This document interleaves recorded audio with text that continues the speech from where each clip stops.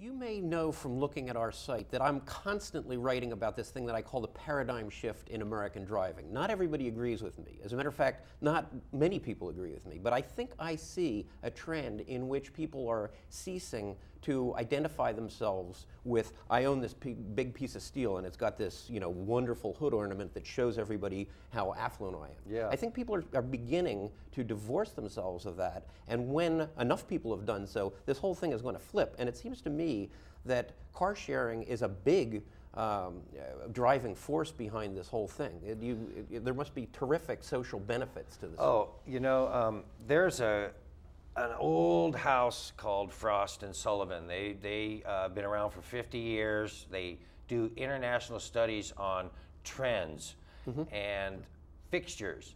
And car sharing is being predicted to become a fixture in the next 3 to 5 years. Due to the tough recessionary times, cars are a very expensive proposition. Sure.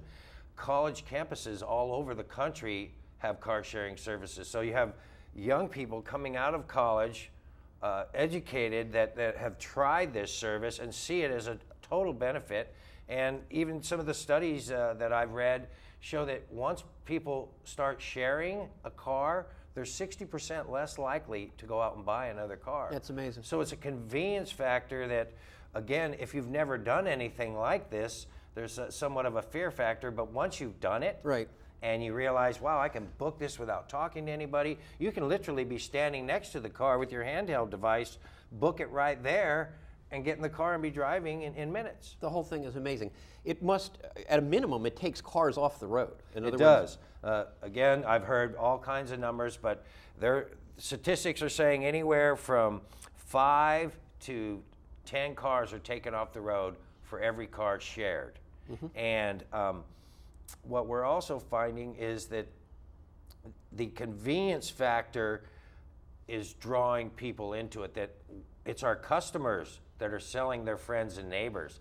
And that's I think that paradigm that you mentioned, it's becoming a social norm now. Yes. That, you see a gas guzzler going down the road and you know that that person's paying dearly to drive that vehicle. Yes, and more so every day, because as we were talking right before the show, people are, I drive next to a Hummer, and I'm not nasty to the guy, but there are people who are, and at a minimum, I'm thinking, the quality of our environment, of the planet that we're leaving to our grandchildren, is less because you're driving this ridiculous car. Right, right.